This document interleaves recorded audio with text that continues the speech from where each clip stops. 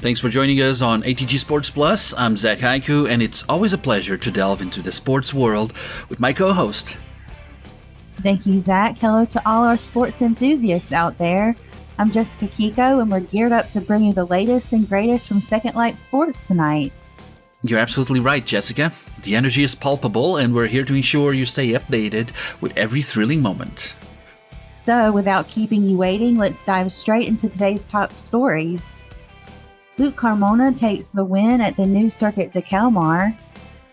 Titus Karen, Stunna, and Meyer Ratburn take home the championship belts at KBCL. Alex still on the lead at SLPGA Summer and Fall Tour. Stay with us as we dive into these stories and more, keeping that sports excitement peaking. A thrilling day at the Circuit de Kalmar. Let's dive into the highlights from the Kalmar Sprint. Indeed, Zach. Luke Carmona pulled off a stunning performance, starting from third and finishing in first. Not far behind was Eli Bennett, who maintained his second position with the fastest lap of 43.191. Candy Tamara managed to climb one position to secure third, and Andreas Sanikin, despite starting on pole, fell to fourth. What a race. And when we look at the Kalmar mains race, Luke Carmona was the standout, surging from a 12th place start to take the win. Pasta Lopez also showcased impressive driving, moving up from 7th to 2nd.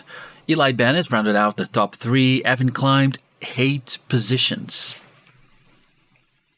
Onto the GTSS Drivers' Championship standings. Eli Bennett sits atop with 117 points, closely followed by Luke Carmona with 115.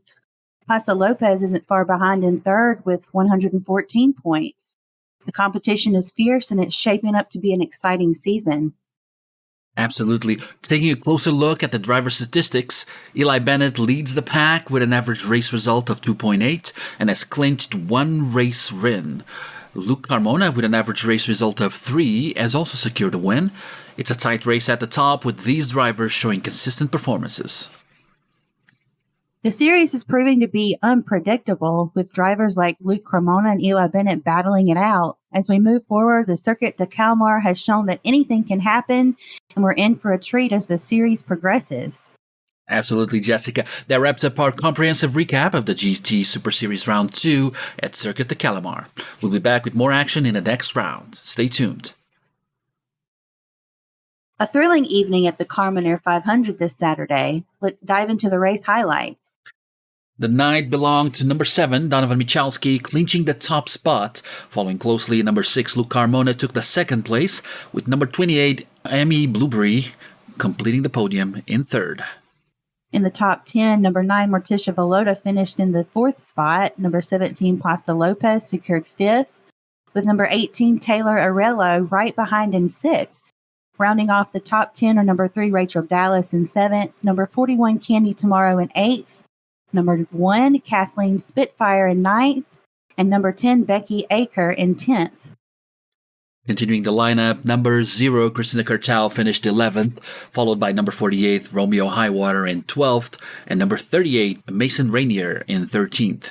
Number 907, Atlanta Casa, secured the 14th position, with number 83, Trajan Aurelia, number 77, Valky Rain, and number 23, Umbrian Viper, finishing 15th, 16th, and 17th respectively. Notable mentions, number 18, Taylor Arello, started from the pole position, and a special shout-out to number 3, Rachel Dallas, awarded the Rookie of the Race. A night of high-octane racing action. Looking forward to the next race in this exciting series. Stay tuned. A dynamic race unfolded at the MX Valley Enduro this past Saturday. Early in the game, Eli led the charge on the first turn.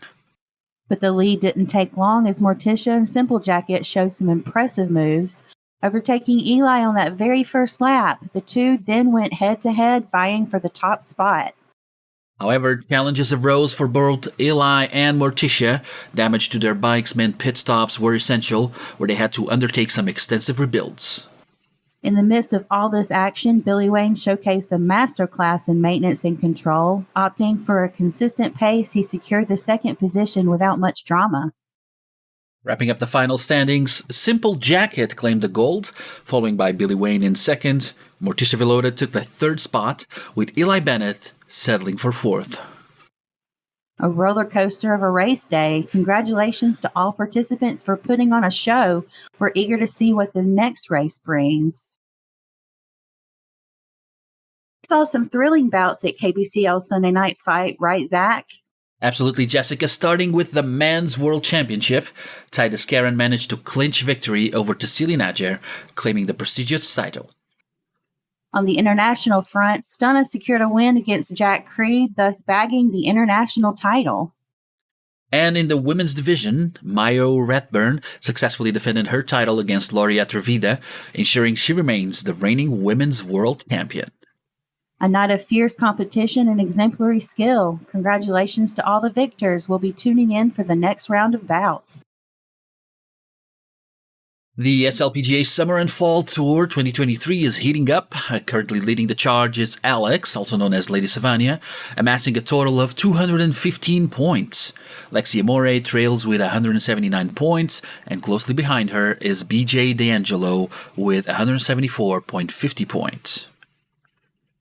Spotlight on the Eagle Creek GC matches held from October 15th to October 18th. Bugsy, also known as Nikutsi, dominated, clinching victory in rounds 9, 10, and 11 with impressive pars of -24, -25, and -26 respectively.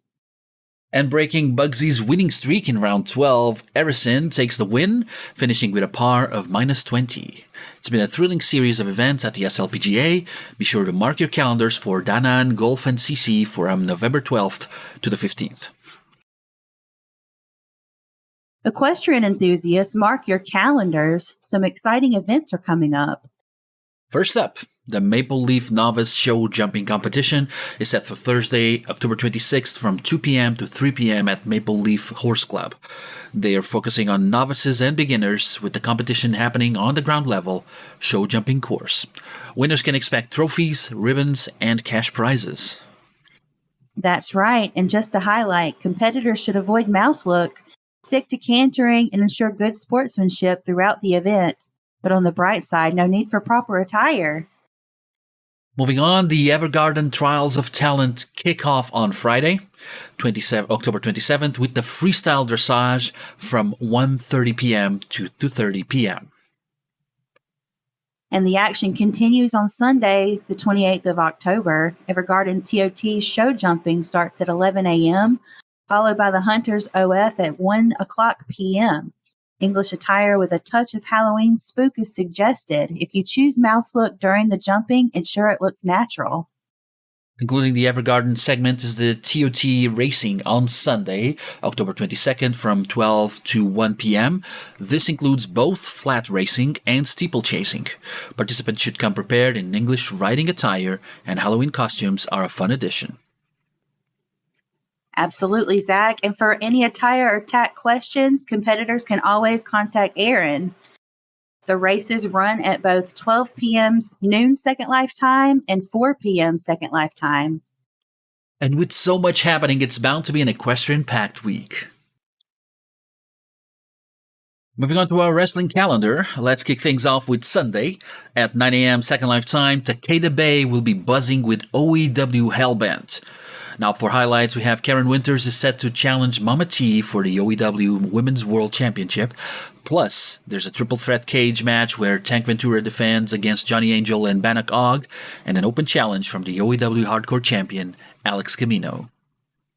Just a few hours later at 1 p.m. Second Life time, the Rise Global Tour hits the Goha Arena. Highlight: the event is turning pink with Pink I Can. Both women's champions are gearing up for action.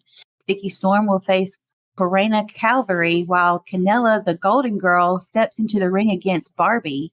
And for the finale, Justin Sane takes on the bad guy Jordan Hilfiger. Come support the fight against breast cancer.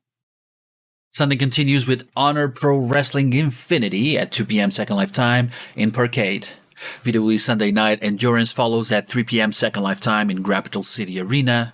Then PWGP's Dream is on at 4 p.m. Second Life Time in Saitama Arena, and the day wraps up with UFW's Frontline at 7 p.m. Second Life Time in Furzona.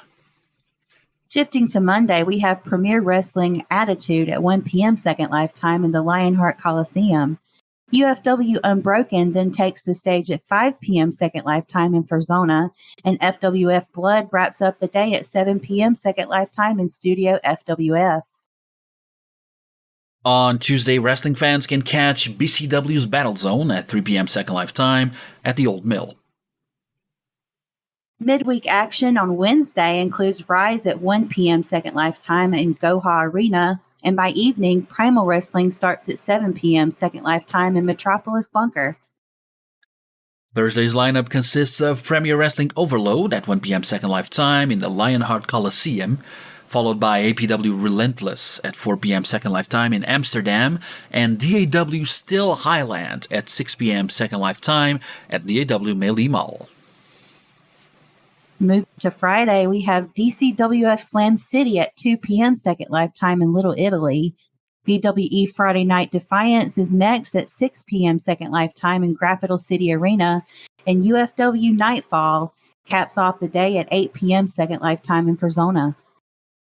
And finally, Saturday begins with a double feature at noon, 12 p.m. Second Life Time, PWGP Risen in Saitama Arena, and Premier Unplugged at Pink Moon Estates. The day continues with Elite Angel Wrestling at 4 p.m. Second Life Time on Sacred Island, WPWF Asylum at 6 p.m. Second Life Time in Sky High Arena, and concludes with FCW Mayhem Night at 8 p.m. Second Life Time in FCW Arena. That's it for the week, wrestling fans. Don't miss a moment of the action. Zach, last week's virtual wrestling events in Second Life delivered a plethora of memorable moments from various federations, creating a buzzing environment that's hard to forget. You're right, Jessica. The wrestlers displayed exceptional talent and strategic acumen, making every bout a captivating show for the audience. Last week at OAW Ascension, Lucardi Black faced a disqualification. However, he's already set the stage for this week, challenging KJ Dallas. That's right, Zach. And speaking of challenges, the rivalry between Gideon Ozul and Skillix has intensified. These two have clashed repeatedly, and this Sunday they'll be battling it out for the coveted Diamond Sands Championship. Diving into the WPWF Asylum recap, the first match saw Carmelita Marcel clinch victory over newcomer Shihiro Fujioka. Carmelita's extensive wrestling experience proved beneficial, even surprising Chihiro with a super kick post-match as a welcome gesture to WPWF. That's not all. Following their bout, Rachel Celeste took center stage, expressing gratitude for the fan support during her showdown with world champion Rina Kadoya. Just as Rachel was about to dive into her thoughts, Maya Araya blindsided her with a vicious attack, but Rachel managed to fend her off, and this prompted the general manager, Austin Knight, to intervene. He confirmed Rachel Celeste as the prime contender for the world title and also warning Maya about her tactics. Moving on to the second match, Rome Whitesong managed to best Karma Star. An interesting note here, Lady Death was at Rome's side during the match, especially significant since Karma was Lady Death's former Ouroboros tag partner. There's speculation around hinting at a potential Ouroboros reunion, especially after Lady Death's remarks post-match. That's an exciting prospect, Zach. In the third match, Foxy Beth Ann, accompanied by Mazra Baxton, triumphed over Katie MF and Carter.